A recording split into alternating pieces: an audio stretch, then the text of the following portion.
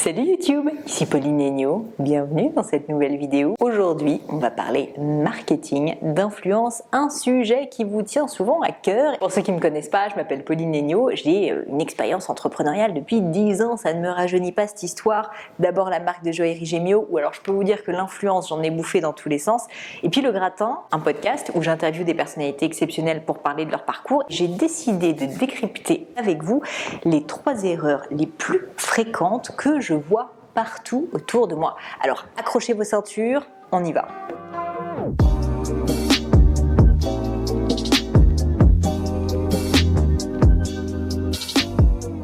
Ce qui est intéressant, c'est qu'avec Le Gratin, je suis passée de l'autre côté de la barrière, messieurs, dames, puisque je suis devenue, à mon tour, d'une certaine manière, influenceuse. Et c'est d'ailleurs pour ça que je suis avec vous aujourd'hui, puisque je diffuse énormément de contenu sur le monde du business. C'est pour ça que j'ai trouvé que c'était intéressant de faire cette vidéo qui finalement va vous donner mon regard à la fois de marque, d'annonceur avec Gemio, et puis en même temps d'influenceuse, si je puis dire, avec Le Gratin. Avant de commencer et de vous parler de ces 3 erreurs à ne pas commettre, je voulais quand même déjà revenir sur une base. Est-ce que le marketing d'influence, ça sert à quelque chose? Est-ce que ça marche? Parce qu'en fait, on peut quand même légitimement se poser la question, et je vous avoue que moi-même, parfois je me dis, mais en fait, est-ce que c'est une bonne chose de commencer à payer des fortunes des personnes pour qu'elles parlent de nous sur les réseaux sociaux? En 2 mots, la réponse est oui, 1000 fois oui, ça marche. Mais pour que ça marche, il faut faire, comme d'habitude, les choses bien. Tout est dans l'art et la manière, mes amis. Je peux vous le dire pourquoi, parce que moi-même, en fait, avec Le Gratin, du coup, il m'arrive de temps en temps de parler de marques que j'apprécie. Alors, je précise,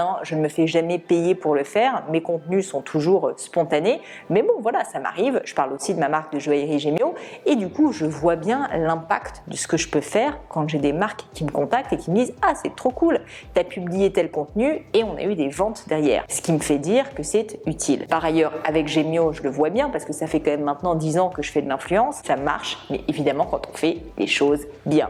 Donc accrochez-vous, c'est parti pour les 3 erreurs à ne pas commettre en marketing d'influence. Erreur numéro 1, les amis, c'est la base, c'est de cibler uniquement son influenceur par rapport à son nombre de followers. Le nombre de followers, c'est pas une fin en soi. Si vous avez quelqu'un qui a 1 million d'abonnés mais qui est pas du tout en rapport avec votre cible, sincèrement, ce million d'abonnés ne sert à rien. Si par exemple, vous vendez du pain à Paris et que vous ciblez quelqu'un qui est au fin fond du Botswana en train d'avoir des millions de followers de plein de personnes en Afrique, mais est-ce que vous croyez que ça va vous être utile? La réponse est non. Donc là, évidemment, je caricature, mais la réalité, c'est qu'il faut faire très attention dans son ciblage. Donc l'erreur vraiment que vous ne devez pas commettre, c'est de uniquement choisir vos influenceurs parce qu'ils sont connus ou parce qu'ils ont beaucoup de followers. Ça, c'est une erreur à pas mal d'égards. Comme je vous le disais, tout simplement parce que la cible, du coup, ne sera pas la bonne. Et puis aussi, d'autre part, parce que, évidemment, ce seront des personnes qui seront beaucoup plus coûteuses. Le fameux ROI, donc Return on Investment, ou en français, retour sur investissement,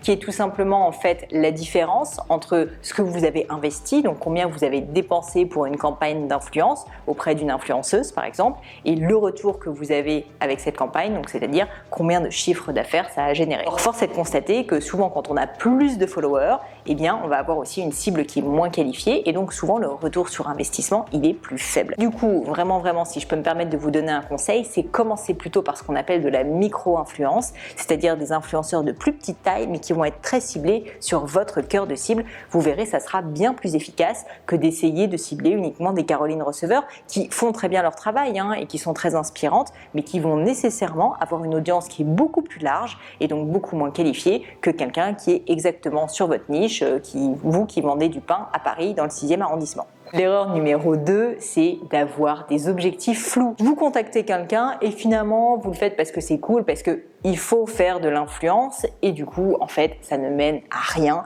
parce que vous ne savez pas vraiment pourquoi vous le faites. De l'influence, c'est une stratégie soit de visibilité, donc pour accroître votre notoriété, soit une stratégie d'acquisition client et auquel cas, il va falloir aller cibler justement des personnes qui vont pouvoir avoir ce fameux retour sur investissement, c'est-à-dire des plus petits influenceurs qui vont vraiment aller aller toucher du doigt des personnes qui sont exactement dans votre cœur de cible. Et donc c'est pour ça que c'est très important avant de se lancer, se dire ok, qu'est-ce que j'attends de ce partenariat? Est-ce que je veux que ce soit de la visibilité uniquement? Est-ce que je veux que ce soit du retour sur investissement et donc du chiffre d'affaires? C'est pas du tout la même histoire. Les influenceurs que vous allez cibler ne seront pas du tout les mêmes, et aussi d'ailleurs les campagnes que vous allez mener avec ne seront probablement pas les mêmes.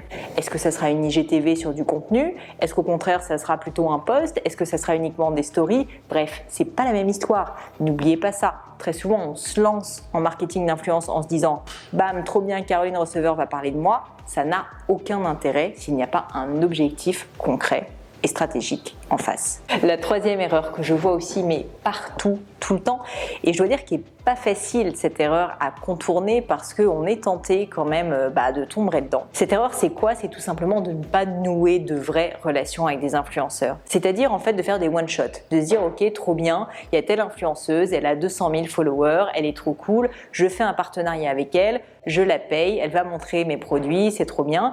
Et puis une fois que c'est fait, on passe à autre chose, j'essaye d'aller choper une autre influenceuse. Ça, le problème, c'est que c'est un impact qui est assez limité. Parce que ce qui va faire que l'audience de cette personne va finir par acheter votre produit ou l'apprécier ou le connaître, tout simplement, c'est la répétition. L'une des bases du marketing, c'est que c'est la répétition qui paye. Très souvent, vous aurez l'impression d'être hyper présent et de vraiment en faire 3 tonnes, mais je vous garantis que quelqu'un, en fait, qui en tout cas ne voit pas tous les posts de cette influenceuse, qui a une attention qui est assez limitée, qui n'est pas forcément complètement disponible quand elle est sur son téléphone, elle a besoin de beaucoup de répétitions avant de comprendre quel est votre produit. Donc ne pensez pas que juste un pauvre post ou une pauvre story va mener à quoi que ce soit. Oui, ça peut faire quelques ventes pour vraiment les plus grands fans de cette influenceuse, ou si vous êtes tombé sur des clients qui sont exactement en recherche de votre produit. Mais la réalité, c'est qu'il va falloir du repeat, de la répétition. Et donc c'est pour ça que je vous conseille réellement de créer de vrais partenariats sur le moyen et le long terme avec les influenceurs et les influenceuses qui sont les plus en phase avec votre marque. Donc identifiez-les, vérifiez que vraiment ils sont en phase avec votre cœur de cible via par exemple une première opération avec, et puis si vous voyez que ça fonctionne à peu près comme vous le souhaitez, eh bien vous allez vous rendre compte qu'il va falloir dans le temps entretenir la relation. Vraiment faire en sorte que cette personne parle régulièrement de vous. Et pour ça c'est simple, il faut que vous lui donniez des contenus, il faut que vous l'informiez de vos nouveautés, il faut que vous l'appréciez aussi sincèrement, il faut que vous y passiez du temps, pas que vous la traitiez si vous voulez comme un énième panneau publicitaire qui va bam dès qu'on la paye mettre en avant votre produit.